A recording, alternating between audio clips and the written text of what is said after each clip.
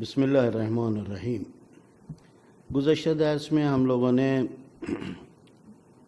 آیات قرآن مجید میں توبہ کو کس طرح بیان کیا گیا ہے اس کے متعلق چند آیات آپ کی خدمت میں عرض کی تھی۔ آج کے درس میں ہم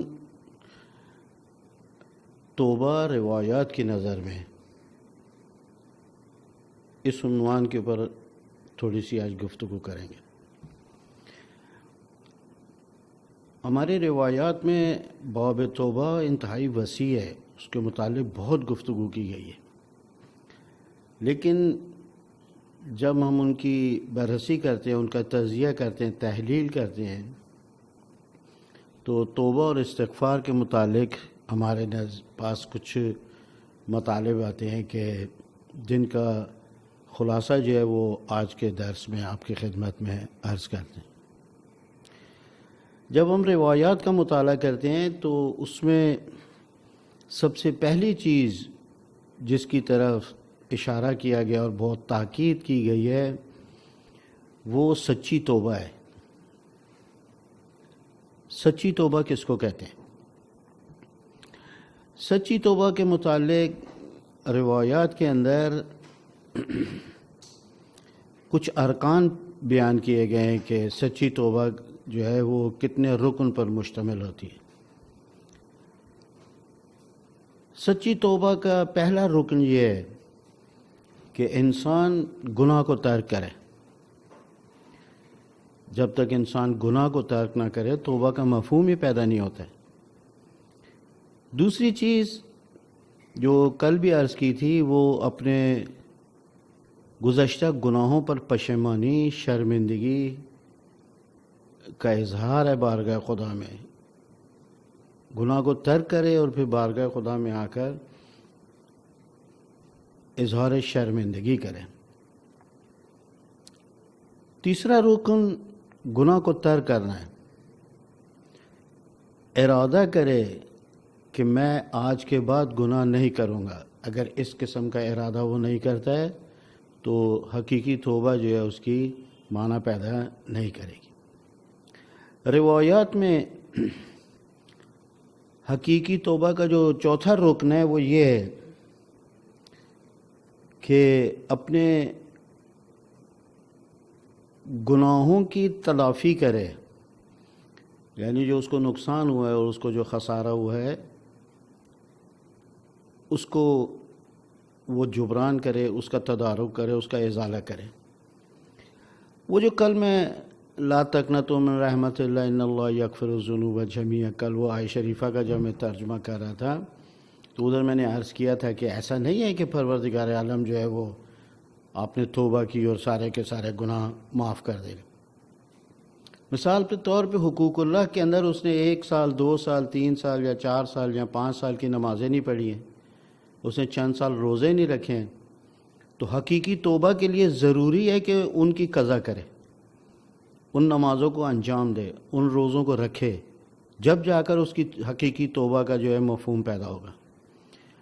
یا حقوق العباد میں لوگوں کے حقوق ہیں، والدین کے حقوق تھے اس نے ادا نہیں کیے، اپنے گھر والوں کے حقوق تھے اس نے ادا نہیں کیے، ہمسایوں کے حقوق تھے ادا نہیں کیے، یا کسی کا قرض لیا ہوا ہے وہ ادا نہیں کر رہا ہے جان بوجھ کر۔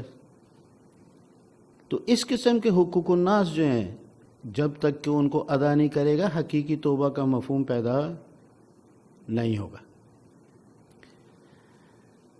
اس کے بعد آخری رکن جو روایات کے اندر ہے جو وقت کم ہے، زبان سے اقرار کرے، اقرار واقعی، زبان سے استغفار کرے۔ یہاں پر ایک قرآن مجید میں آیہ شریفہ ہے کہ جس کے اندر سچی اور حقیقی توبہ کا مفہوم بیان ہوا ہے۔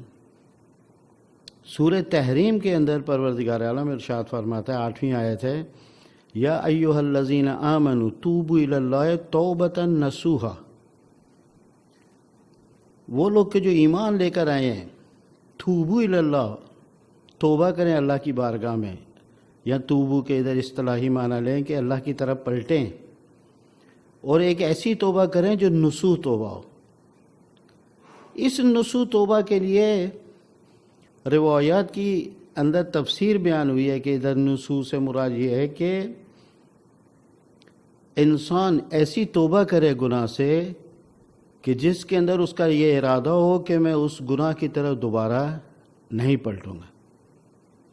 اس کو کہتے ہیں توبہ نسو. انسان نماز نہیں پڑھتا تھا، نماز کی طرف آیا اور اس ارادے کے ساتھ آیا کہ میں دوبارہ ٹھہر کے نماز نہیں کروں گا. جھوٹ سے توبہ کی ہے، غیبت سے توبہ کی ہے، میں اس گناہ کی طرف دوبارہ نہیں جاؤں گا. یہ ہے مولا امام جعفر صادق علیہ السلام نے جو اس نسو کی تشریح کی ہے، وہ یہ ہے. امام علی نقی علیہ السلام توبہ نسو کے متعلق فرماتے ہیں ان یکون الباطن کالظاہر و افضل من ذالک. توبہ نسو کے جو سورہ تحریم کی 8ویں آیت میں بیان ہوا ہے، فرماتے ہیں کہ انسان کا باطن جو ہے اس کے ظاہر کی طرح ہو. اصل منافق کا باطن و ظاہر ایک نہیں ہوتا ہے. ظاہر میں منافق کچھ ہوتا ہے، باطن میں کچھ ہوتا ہے. لیکن مولا فرماتے ہیں جو توبہ نسو ہے اس کے متعلق فرماتے ہیں کہ انسان کا باطن جو ہے اس کے ظاہر کی طرح ہو، بلکہ اس کا باطن اس کے ظاہر سے بھی زیادہ خوبصورت ہو، بہتر ہو. یہ توبہ نسو ہے. یہاں پر ایک مولا امیر المومنین علیہ السلام سے انہی ارکان توبہ جو سچی توبہ کے ارکان ہیں اس کے متعلق ایک روایت بڑی خوبصورت بیان ہوئی ہے. ایک شخص ہے کہ جو مولا کے حضور میں بیٹھا ہوا ہے، کہتا ہے استغفر اللہ. ہمارے یہاں پر بھی یہ رائج ہے اللہ مجھے معاف کرے، اللہ مجھے معاف کرے. ایک ہمارے یہاں پر ایک زبانی توبہ جو ہے نا وہ بیان ہوئی ہے. اس نے کہا استغفر اللہ، تو مولا نے فرمایا کہ تیری ماں تیری اعضاء میں بیٹھے کہ استغفار جو ہے وہ فقط زبان سے نہیں ہے، بلکہ اس کے کچھ ارکان ہیں کہ جن کو انسان انجام دے. فقط یہ کہہ دینا کہ اللہ مجھے معاف کرے، اللہ مجھے معاف کرے، تو انسان کو خدا معاف نہیں کر دے گا، بلکہ اس کے کچھ مقدمات ہیں، اس کے کچھ ارکان ہیں. وہی جو اوپر بیان ہوا تو مولا نے فرمایا کہ استغفار اور توبہ کے 6 رکن ہیں. پہلا یہ ہے کہ اپنے گزشتہ گناہوں پر پشیمان ہو. دوسرا ارادہ کرے ترک گناہ کا. تیسرا لوگوں کے حقوق کو ادا کرے. پانچواں اللہ کے حقوق کو ادا کرے. اور اس کے بعد ایک انتہائی اہم چیز کے جو توبہ کے متعلق ہے وہ یہ ہے کہ مولا فرماتے ہیں کہ اپنے گوشت کے بدن کے گوشت کو پگھلا دے وہ کہ جو غذائے حرام سے اس کے بدن کے اوپر چڑھے. ہم نے جب اپنے استاد سے پوچھا کہ یہ کس طرح ہوتا ہے تو انہوں نے کہا کثرت سے روزے رکھے. جب انسان روزہ رکھتا ہے تو اس کے بدن سے اس کا گوشت اور اس کی چربی پگھلتی ہے. یہ وہی ہے کہ جو حرام کے ذریعے اس کے بدن کے بچے. لیکن مولا امیر المومنین نے فرمایا انتہائی حزن، غم، اندوہ کے ذریعے جو ہے وہ اپنے بدن کے اوپر جو حرام گوشت اس کا چڑھا ہوا ہے اس کو وہ پگھلائے. اور آخری چیز مولا نے بہت ہی اہم فرمایا کہ حقیقی توبہ یہ ہے کہ انسان سختیوں کے مزے کو چکھے جس طرح کہ اس نے گناہوں کے مٹھاس کو چکھا تھا. روزہ رکھے، پیاس کی شدت کو محسوس کرے، بھوک کی شدت کو محسوس کرے. یعنی سختی اطاعت خدا کے اندر سختیوں کو برداشت کرے، سختیوں کو چکھے جس طریقے سے اس نے گناہ کی مٹھاس کو اور گناہ کی لذتوں کو وہ چکھا تھا.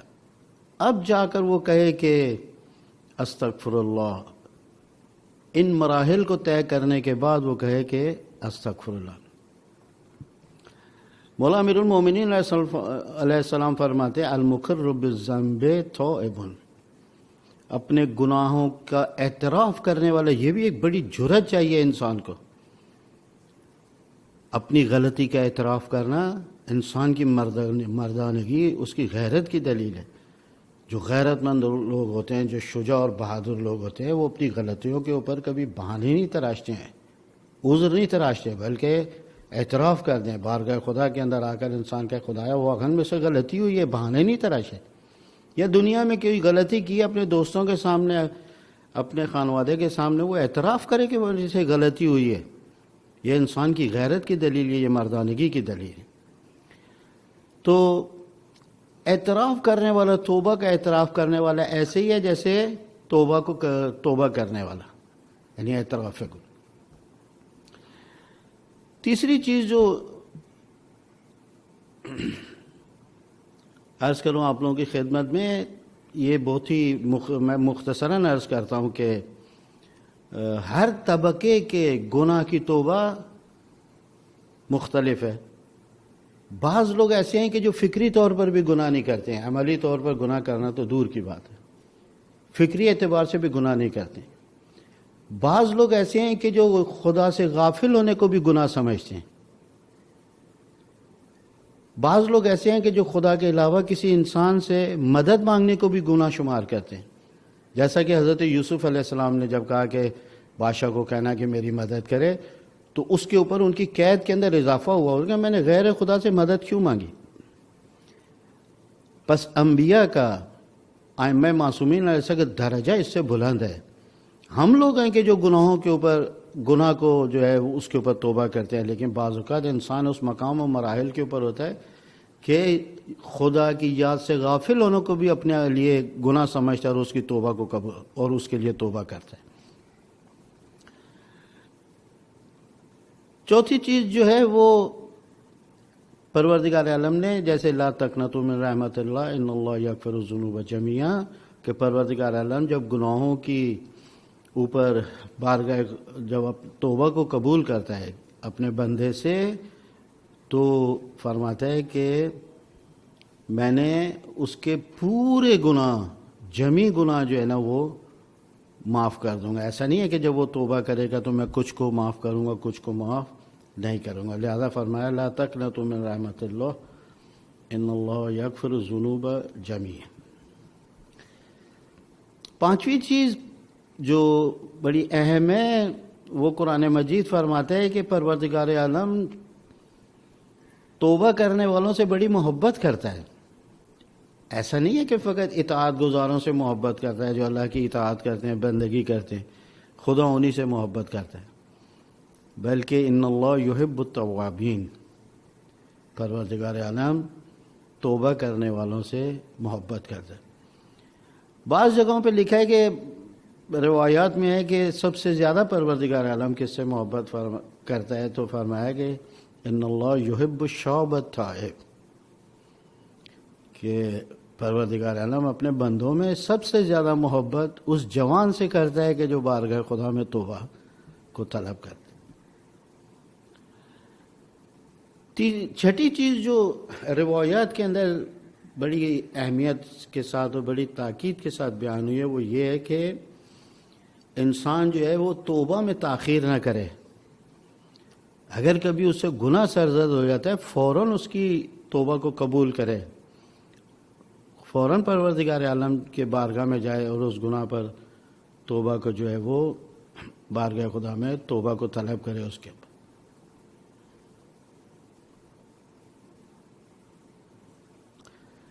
فرمایا کہ جو لوگ توبہ کو تاخیر میں ڈالتے ہیں وہ دو گناہ کرتے ہیں. ایک تو یہ کہ انہوں نے گناہ کیا اور توبہ کو طلب نہیں کیا. دوسرا یہ کہ تاخیر میں ڈالنا. تاخیر میں ڈالنے کا مطلب دو تین مطلب اس کے نکلتے. ایک تو یہ کہ گناہ کو اہمیت نہ دینا، اور دوسرا اس کو یقین ہے کہ گناہ کے بعد جو ہے میں فوراً مروں گا نہیں، اپنی موت کا یقین نہیں ہے اس کو. کیا پتہ انسان گناہ کرنے کے بعد توبہ کو تاخیر میں ڈالے اور اس تاخیر کے اندر اس کی موت واقع ہو جائے اور انسان گناہ گار دنیا سے چلا جائے. لہذا روایات کے اندر ہے کہ فوراً گناہ کرنے کے بعد اگر انسان سے گناہ خدائے نخواستہ سرزد ہو جائے تو فوراً اس کی توبہ کو قبول کرے، توبہ کو بارگاہ خدا میں طلب کرے. امام جواد علیہ السلام حضرت امام محمد تقی علیہ السلام سے توبہ کی تاخیر کے متعلق روایت مولا فرماتے ہیں تاخیر التوبہ اغترار، توبہ کو تاخیر میں ڈالنا ایک قسم کا غرور اور تکبر ہے، یعنی میں نے کچھ کیا ہی نہیں ہے، لہذا مولا فرماتے ہیں کہ انسان اس غرور اور تکبر سے بچے۔ مولا امام باقر علیہ السلام فرماتے ہیں کہ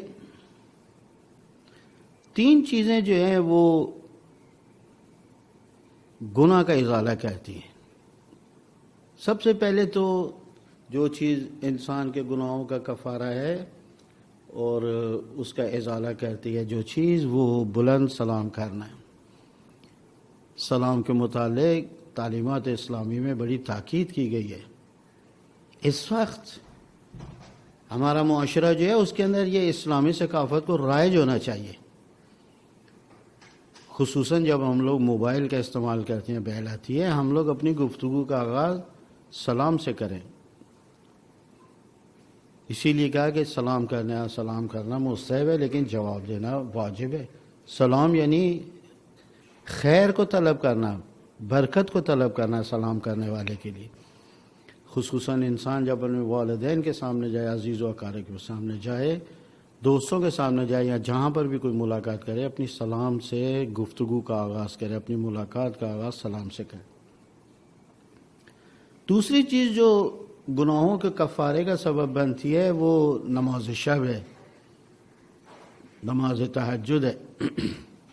اور تیسری چیز جو گناہوں کے کفارے کا سبب بنتی ہے وہ ایسے وقت میں عبادت کرنا ہے کہ جب تاریکی میں لوگ سو رہے ہوں، پوری دنیا سوئی ہوئی ہے اور یہ اکیلا بارگاہ خدا میں عبادت میں مصروف ہے۔ معصوم سے روایت ہے کہ جو شخص تاریکی کے اندر جب پوری دنیا مخلوق سوئی ہوئی ہو اور وہ عبادت کرتا ہے، پروردگار عالم اس کی قبر کو منور کرتا ہے۔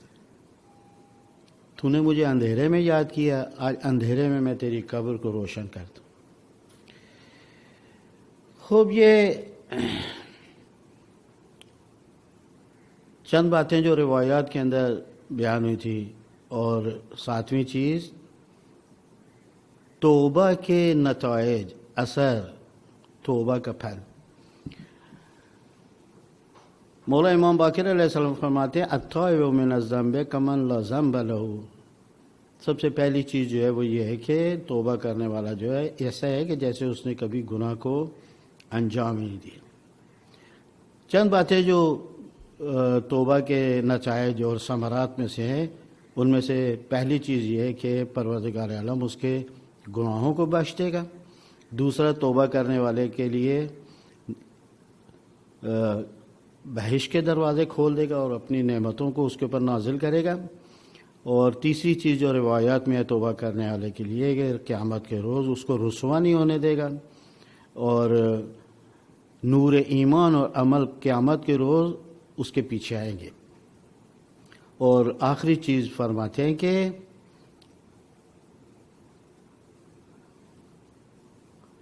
پروردگار عالم کی طرف توبہ کرنے والوں کی توجہ زیادہ ہو جائے گی۔ یہ وہ خلاصہ تھا کہ جو آپ لوگوں کی خدمت میں عرض کروں۔ بس توبہ کا مطلب یہ ہے کہ انسان گناہوں کے راستے کو چھوڑ کر، معصیت کے راستے کو چھوڑ کر اطاعت کے راستے کے اوپر آئے، اور پر انسان معنوی اور روحانی طور پر اس سفر کو چھوڑ دے، واپس پلٹ آئے اپنے رب کی طرف کہ انبیاء معصومین علیہ السلام اور قرآن کا ہدایات و تعلیمات یہ ہیں کہ کسی طرح انسان کو گناہ سے بچایا جائے۔ اور توبہ اسی طریقے سے کہ انسان معصیت کے گندے اور میلے لباس کو اتار کر اطاعت کے خوشبودار اور پاک و پاکیزہ لباس کو پہنے۔ والسلام علیکم ورحمۃ اللہ وبرکاتہ۔